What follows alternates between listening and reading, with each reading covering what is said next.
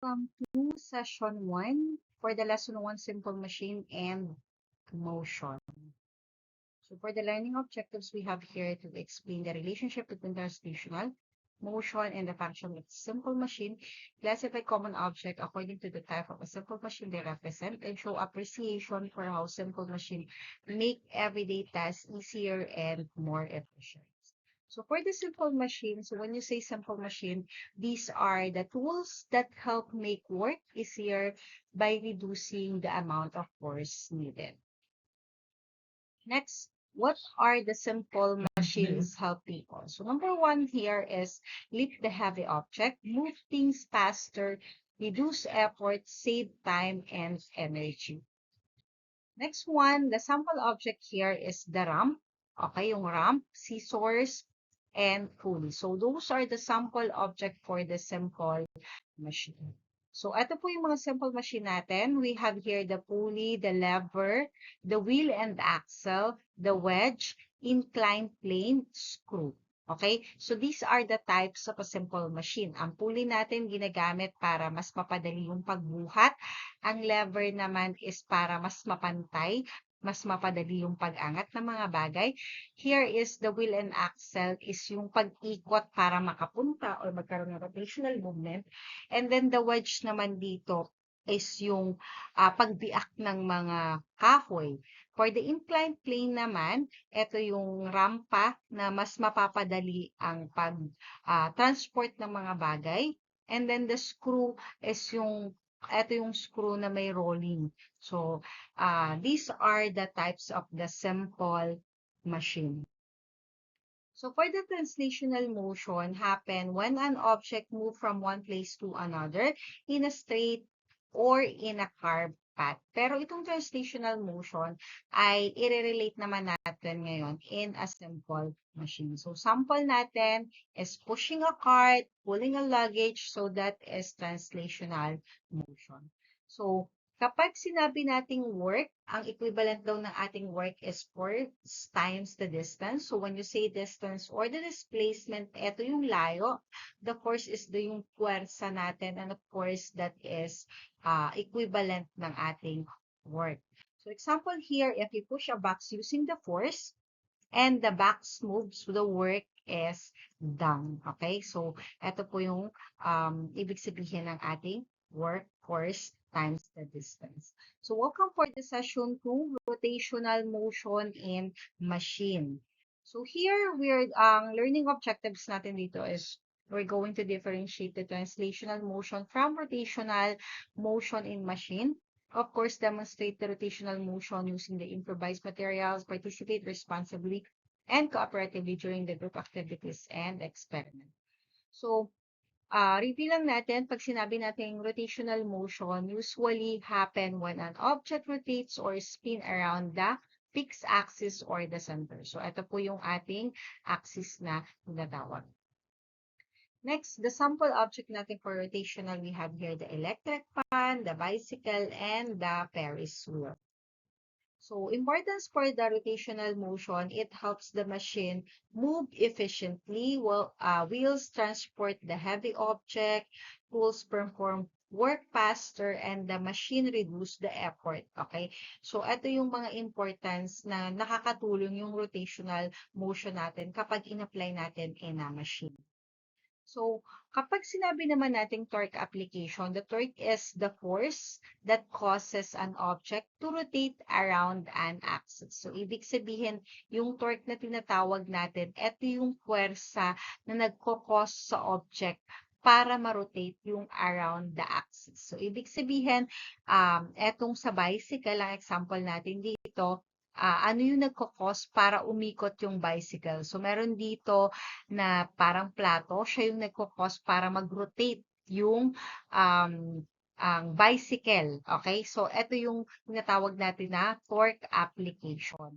So, example daw is the tightening of screw and opening the door. So, sa tightening of screw naman, kapag nagro-rotate tayo, mas mabigat yung force ng screw sa dulo. Okay? So, ito yung screw. Mas mabigat yung force dito kasi ito yung bumubutas sa dingding. Tapos, mas magaan na lang yung force na binibigay natin dito sa dulo. Kasi nga, etong dulo, because of the screw, tinutulungan niya tayong mag-rotational motion dito. The same thing then with the opening the door. Okay, so torque, the farther the force, the farther the force is applied from the center, the easier the object to rotate. So, ibig sabihin, kapag mas malayo yung ang axis or yung center point, ay mas madali daw yung pag-rotate ng object. So, ito ay torque, the radius, the distance from the axis, is equal the applied force. So for the assessment, number 1, number 2, number 3, number 4, number 5. Okay, for the session 3 naman, designing the efficient compound machine, for the objectives here, we have to analyze the characteristic of efficient compound machine. And then, dito ay i-describe natin, so what is the compound machine? Kung ang types of a simple machine natin, isa lang. The compound machine is a machine that made of 2 or more simple machines working together. So, kung mapapansin natin, etong, ang tawag dito, etong bicycle na ito, ay meron na siyang compound machine because meron siyang wheel and axle, may lever na siya at may screw. So, compound machine na siya kapag yung pinagsamang 2 or more simple machine working together na, and to make work easier and more efficient. So the importance for this one is reduce effort, save time, improve efficiency, and perform the complex task easy. Simple machine naman help people to lift object, move things faster, reduce effort, and save time, energy. So these are the sample of the simple machine, kagaya ng pinakita ko sa inyo.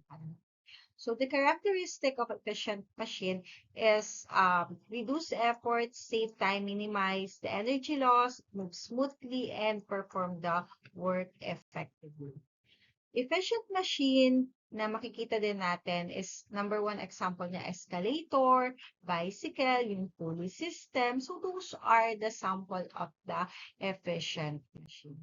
So, ang machine natin, this is the comparison from simple to compound. So, makikita natin, pag sinabi natin simple machine, ay made with few or no moving part. Example ito, the wagon or yung wheel alone lang, seesaw, o kaya yung saw. So, isa lang. Pero kapag sinabi naman natin compound, may 2 or more simple machine. So, ibig sabihin, ang sample nito is scissor. Kasi sa scissor, may lever, may wedge, at may screw. So, tatlo. Kaya siya naging compound machine. Ang wheelbarrow, may wheel na siya, may lever. Okay? Next one, we have here a drill. So, sa drill, meron siyang wheel, may screw, at may wedge. Kaya, those are the sample of the compound machine. Pero dito, ito yung may example ng simple machine kasi isa lang siya. Okay? So, machine efficiency measure how well the machine convert input work into useful output. So, efficiency ay kung paano naging useful yung output work ng isang machine. Okay, so efficiency formula daw, where output work is equivalent of useful work produced and input work is the total work applied. So if two machines can carry the same load, the machine that uses less effort and less time is more efficient. Okay, so more efficient pa rin kapag yung mas less ang effort at mas less ang time. So this is the efficiency formula. So the output and input times the 100%. For the assessment, number 1, 2, 3, 4, and 5. Okay, thank you for listening.